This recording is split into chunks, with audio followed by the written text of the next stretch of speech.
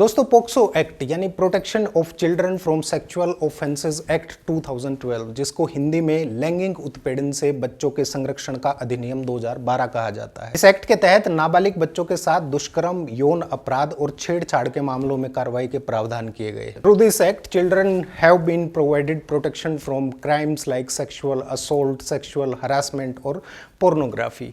POCSO act के तहत अलग अलग अपराधों में अलग अलग सजा के प्रावधान किए गए हैं और साथ ही ये भी ध्यान रखा गया है कि इन प्रावधानों का बेहद कड़ाई से पालन किया जाए। इस एक्ट के सेक्शन 4 में वो मामले आते हैं जिसमें बच्चे के साथ कुकर्म या फिर दुष्कर्म किया गया हो और इस अपराध के लिए 7 साल से लेकर उम्र कैद तक की सजा का प्रावधान किया गया है। वहीं अगर इस एक्ट के सेक्शन 6 की बात करें तो इस सेक्शन 6 के तहत वो मामले आते हैं जिनमें बच्चों के साथ कुकर्म या दुष्कर्म करने के बाद उनको चोट पहुंचाई गई हो। इस धारा के तहत 10 साल से लेकर उम्र कैद तक की सजा का प्रावधान है और साथ ही जुर्माना भी लगाया जा सकता है। अगर सेक्शन 7 और 8 की बात की जाए तो उसमें ऐसे मामले आते हैं जिसमें बच्चों के प्राइवेट पार्ट्स या गुप्तांग में चोट पहुंचाई जाती है और इस अपराध में दोषियों को 5 से 7 साल की सजा के साथ जुर्माने का प्रावधान किया गया है। आपकी जानकारी के लिए बता दूं कि 18 साल से कम उम्र के किसी भी मासूम के साथ अगर दुराचार होता है तो वो पोक्सो एक्ट के तहत आता है। इस एक्ट के लगने पर तुरंत गिरफ्तारी का प्रावधान किया गया है। इसके अलावा सेक्शन 11 में सेक्सुअल एक्सप्लॉयटेशन या यौन शोषण को भी परिभाषित किया जाता है, जिसका मतलब है अगर कोई व्यक्ति किसी बच्चे को गलत नियत से छूता है या फिर उसके साथ गलत हरकतें करने का प्रयास करता है या उसे पोर्नोग्राफी दिखाता है तो उसे सेक्शन 11 के तहत दोषी माना जाएगा और इस अपराध के दोषी को 3 साल तक की सजा हो सकती है। दोस्तों, पोक्सो एक्ट को समझने के लिए सबसे पहले हमें समझना पड़ेगा कि इस एक्ट के बेसिक प्रिंसिपल्स क्या हैं, किस सिद्धांत पर यह काम करता है, क्यों ये एक्ट बनाया गया है और किस चीज को ये एक्ट प्रोटेक्ट करता है। पोक्सो अधिनियम, जिसको हम पोक्सो एक्ट कहते हैं, एक बेहद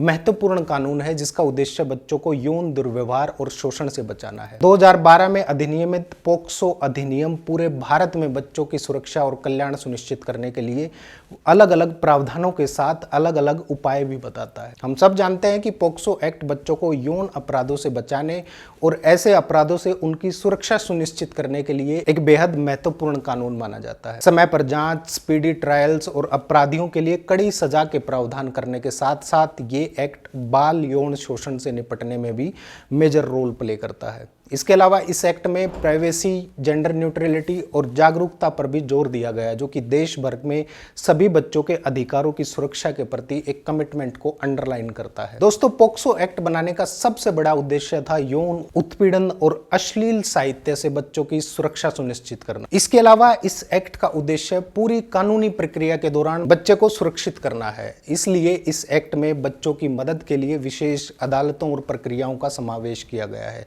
ताकि इसका उपयोग करने में आसानी रहे और जल्दी न्याय मिल सके। ये एक्ट बच्चे और अभियुक्त दोनों के लिए ही जेंडर न्यूट्रल है और ये पोर्नोग्राफी के संबंध में बच्चों से जुड़ी अश्लील सामग्री देखने या उसका संग्रह करने को भी अपराध मानता है। इसके अलावा ये एक्ट बाल यौन शोषण के लिए उकसाना या प्रोत्साहित करने को भी अपराध बनाता है। बच्चों के खिलाफ बढ़ते यौन अपराधों को देखते हुए साल 2019 में पोक्सो एक्ट में संशोधन कर इसे और अधिक कठोर बनाने की कोशिश की गई है। इस संशोधन में एग्रेवेटेड असॉल्ट के लिए न्यूनतम सजा 7 साल से बढ़ाकर 10 साल कर दी गई है। अगर पीड़ित की उम्र 16 साल से कम है तो सजा 20 साल कर दी गई है। संशोधन में एग्रेवेटेड पेनिट्रेटिव असॉल्ट के लिए आजीवन कारावास से लेकर मृत्युदंड तक की सजा के प्रावधान किए गए हैं। दोस्तों, इस एक्ट में कई जरूरी सिद्धांतों को जगह दी गई है ताकि प्रत्येक व्यक्ति को इस न्याय प्रक्रिया में शामिल करके चाइल्ड विक्टिम की वेल बीइंग्स और उसकी सेफ्टी इंश्योर की जा सके। कुछ बेहद जरूरी प्रिंसिपल्स को इसमें शामिल किया गया है जिनको मैं आज इस वीडियो में आसान भाषा में समझाऊंगा। इस एक्ट को बनाने का सबसे पहला सिद्धांत है right to life and existence, यानी जीवन और अस्तित्व का अधिकार, जिसके तहत प्रत्येक बच्चा किसी भी प्रकार के शारीरिक, मानसिक या भावनात्मक नुकसान से सुरक्षित रहने का हकदार है। यानी बच्चों को दुर्व्यवहार और उपेक्षा से बचाना है। इसके बाद अगला जो प्रिंसिपल आता है वो है best interest of the child, यानी बच्चे का सर्वोत्तम हित क्या है। जब किसी बच्चे के संबंध में कोई निर्णय लिया जाता है तो उसकी भलाई और विकास पर विशेष ध्यान दिया जाना चाहिए।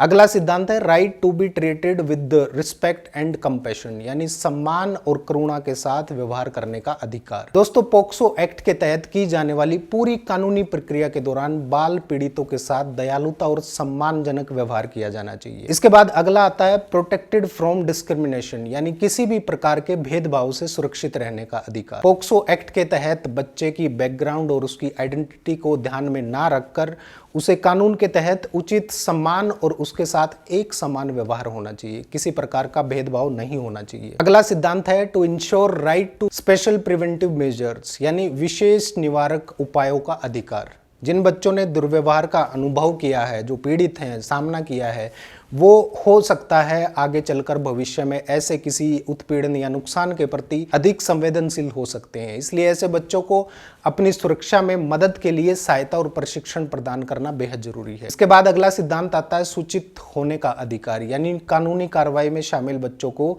सूचित किया जाना चाहिए कि उनके केस में क्या हो रहा है और उन्हें केस से कैसी उम्मीद करनी चाहिए। अगला है the right to be heard and to express thoughts and concern, यानी सुने जाने और विचार या चिंताएं व्यक्त करने का अधिकार। प्रत्येक बच्चे को उसके साथ क्या हो रहा है उसके बारे में बोलने और अपने विचार और भावनाएं साझा करने का संपूर्ण अधिकार इस एक्ट में दिया गया है। अगला प्रिंसिपल है राइट टू इफेक्टिव असिस्टेंस, यानी प्रभावी सहायता का अधिकार। ऐसे केस में पीड़ित बच्चों को उनके अनुभवों से उभरने में मदद करने के लिए लीगल काउंसलिंग, हेल्थ और एजुकेशनल सपोर्ट सहित अन्य सभी जरूरी सहायता और सेवाओं तक उनकी पहुंच सुनिश्चित की जानी चाहिए। इसके बाद अगला सिद्धांत है राइट टू प्राइवेसी, यानी निजता का अधिकार। किसी भी पीड़ित बच्चे को भविष्य में किसी प्रकार की हानि या किसी प्रकार की शर्मिंदगी ना हो, इसलिए पूरी कानूनी प्रक्रिया के दौरान उसकी गोपनीयता और उसकी पहचान को गोपनीय रखा जाना चाहिए। इसके अलावा the right to be protected from hardship during the justice process, यानी न्याय प्रक्रिया के दौरान कठिनाई से सुरक्षित रहने का अधिकार भी दिया गया है। कानूनी प्रक्रिया बच्चों के लिए कई बार कठिन हो सकती है, इसलिए उनके द्वारा अनुभव किए जाने वाले किसी भी अतिरिक्त तनाव या आघात को कम करने के लिए जरूरी कदम उठाए जाने चाहिए। अगला जो सिद्धांत है, प्रिंसिपल है, वो है राइट टू प्रोटेक्शन, यानी सुरक्षा का अधिकार। पीड़ित बच्चों को किसी भी अन्य नुकसान से बचाने के लिए कानूनी कार्रवाई से पहले या कानूनी कार्रवाई के दौरान या बाद में बच्चे की सुरक्षा सुनिश्चित की जानी चाहिए। और इस एक्ट का आखिरी और सबसे जरूरी सिद्धांत है राइट टू कंपनसेट, यानी मुआवजे का अधिकार। बच्चे द्वारा सहे गए कष्टों को ध्यान में रखते हुए पीड़ित बच्चे को उभरने और उसके जीवन के पुनर्निर्माण में मदद करने के लिए पीड़ित बच्चा मुआवजे का हकदार भी हो सकता है। दोस्तों, ये सिद्धांत सभी government agencies, law enforcement, courts, NGOs और सभी प्रोफेशनल्स के साथ उन सभी लोगों के लिए एक तरह से मार्गदर्शक का काम करते हैं जो किसी भी तरह से इस जस्टिस सिस्टम में इन्वॉल्व हैं। ऐसा विश्वास किया जाता है कि हम सब मिलकर इन सभी सिद्धांतों का पालन करते हुए यौन शोषण का अनुभव करने वाले बच्चों के लिए एक सुरक्षित और अधिक सहायक वातावरण बनाने के लिए मिलकर काम कर सकते हैं। दोस्तों, पोक्सो एक्ट हमारे सबसे कमजोर नागरिक जो खुद अपनी सुरक्षा करने में सक्षम नहीं होते, यानी हमारे बच्चों के अधिकार और कल्याण की रक्षा में महत्वपूर्ण भूमिका निभाता है। नाबालिग बच्चियों के दुष्कर्मियों को सख्त सजा देने के लिए पोक्सो जैसा कड़ा कानून बनाया गया है, लेकिन ये तब कारगर होता है जब केस में पीड़ित नाबालिग साबित हो जाए। इसलिए पोक्सो के हर मामले में आरोपियों का पूरा जोर पीड़िता को बालिग साबित करने में होता है। कानून बालिग साबित करने के लिए सबसे पहले 10th की मार्कशीट देखता है। अगर मार्कशीट नहीं है तो पहली कक्षा में फर्स्ट क्लास में जो एडमिशन होता है उसका रिकॉर्ड होना चाहिए, या फिर नगर पालिका या नगर निगम या पंचायत का जन्म रजिस्टर चेक किया जाता है। और अगर इनमें से कुछ भी ना हो तो आखिर में मेडिकल जांच होती है, लेकिन उसमें जो भी उम्र बताई जाती है वो खाली एक ओपिनियन होती है कि 2 साल प्लस माइनस हो सकता है, ऊपर नीचे हो सकता है। इसलिए ऐसी सिचुएशन में आरोपी को संदेह का लाभ मिल सकता है। गुरुकुल में पढ़ने वाली छात्रा से दुष्कर्म करने के मामले में आसाराम को उम्र कैद हुई थी। उसे सजा दिलाने वाले पीड़ित के वकील पीसी सोलंकी का कहना था कि बढ़ते यौन हमलों व दुष्कर्म के केसेस को देखते हुए बेटियों को पढ़ाना बेहद जरूरी है। आसाराम की ओर से आए बड़े बड़े वकील जुटे पड़े थे कि किसी तरह पीड़िता बालिग साबित हो जाए। यहाँ तक कि उन्होंने एजुकेशन के जो फर्जी डॉक्यूमेंट डॉक्यूमेंट्स वो भी पेश किए, लेकिन पीड़िता के असली दस्तावेजों के सामने सभी हार गए। इस केस में पीड़ित बच्ची पढ़ाई कर रही थी, इसलिए उसके पास सारे डॉक्यूमेंट्स थे। अगर बच्ची पढ़ी लिखी नहीं होती तो बचाव पक्ष मेडिकल जांच कराता और आसाराम को बड़ी आसानी से संदेह का लाभ दिलाकर दोष मुक्त करवा देता। इसलिए ऐसे केसेस में उम्र से संबंधित दस्तावेज बेहद जरूरी होते हैं। नमस्कार।